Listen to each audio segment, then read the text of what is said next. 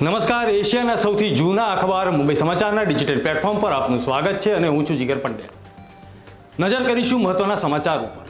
પ્રધાનમંત્રી નરેન્દ્ર મોદીએ વિકસિત ભારત યંગ લીડર્સ ડાયલોગમાં ભાગ લીધો। આ કાર્યક્રમનું આયોજન રાજકીય જોડાણ વિનાના 1 લાખ યુવાનોને રાજકારણમાં લાવવા તેમના પ્રયાસના ભાગરૂપે કરવામાં આવ્યો। આ કાર્યક્રમ 12 જાન્યુઆરીના રોજ રાષ્ટ્રીય યુવા દિવસ પર આયોજિત કરવામાં આવ્યો હતો। આ દિવસ સ્વામી વિવેકાનંદની જન્મ જયંતિ પણ છે। મહાકુંભ 2025ના આયોજન માટે પ્રયાગરાજ સજ્જ છે। આ મહાકુંભ મેળામાં 13મી જાન્યુઆરીથી શરૂ થશે અને 26મી જાન્યુઆરી સુધી આ મહાકુંભ મેળો ચાલશે। આ તરફ હવે મહાકુંભ મેળાની તૈયારીઓ વચ્ચે ત્રિવેણી સંગમના આકાશી દ્રશ્યો સામે આવ્યા છે। આ દ્રશ્યોમાં 3 નદીઓ ગંગા, યમુના અને સરસ્વતીનો પવિત્ર સંગમ જોઈ શકાય છે। નોંધનીય છે કે આ મહાકુંભ મેળામાં લાખોની જનમેદની ઉમટી પડશે। ભારતના પર્વતીય વિસ્તારોમાં ખાસ કરીને હિમાલય ક્ષેત્રમાં હિમવર્ષા થઈ રહી છે। હિમાચલ પ્રદેશના કુલ્લુના ઊંચાઈવાળા વિસ્તારોમાં બરફની ચાદર છવાઈ ગઈ છે। આ ઉપરાંત હિમાચલ પ્રદેશ, ઉત્તરાખંડ અને જમ્મુ કાશ્મીરમાં ભારે હિમવર્ષાથી પર્વતો સફેદ ચાદરથી ઢંકાઈ ગયા અને પ્રવાસીઓના આકર્ષણનું કેન્દ્ર બની ગયા છે। એપલના સહસ્થાપક સ્વર્ગસ્થ સ્ટીવ જોબ્સની પત્ની લોરેન પોવેલ જોબ્સ ઉત્તર પ્રદેશના વારાણસીમાં શ્રી કાશી વિશ્વનાથ મંદિરની મુલાકાતે પહોંચ્યા અને મહાદેવના દર્શન કર્યા। બિહારમાં બીપીએસસી મુદ્દા પર અપક્ષ સાંસદ પપ્પુ યાદવે બિહાર બંધનું એલાન આપ્યું।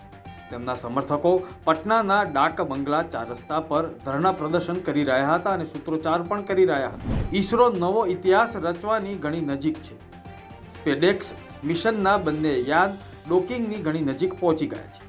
ભારત ડોકિંગ કરનારો સમગ્ર વિશ્વમાં 4થો દેશ બનશે। 2 ઉપગ્રહો ડોકિંગથી 15 મીટર દૂર છે। સ્વામી વિવેકાનંદની 162મી જન્મ જયંતિ પર મુખ્યમંત્રી ભૂપેન્દ્ર પટેલે ગુજરાત વિધાનસભા પોડિયમ ખાતે સ્વામી વિવેકાનંદના તૈલી ચિત્ર સમક્ષ ભાવપુષ્પ અર્પણ કરીને શ્રદ્ધાસુમન પાઠવ્યા। ગુજરાત વિધાનસભા અધ્યક્ષ અને ગાંધીનગર મહાનગરપાલિકાના મેયર પણ ઉપસ્થિત રહ્યા। હવામાન નિષ્ણાંત અંબાલાલ પટેલ દ્વારા ઉત્તરાયણના દિવસે પતંગ રસિયાઓને ખુશ કરે તેવી આગાહી કરી છે। ઉત્તરાયણ અને વાસી ઉત્તરાયણના દિવસે રાજ્યભરમાં ભારે પવન જોવા મળશે।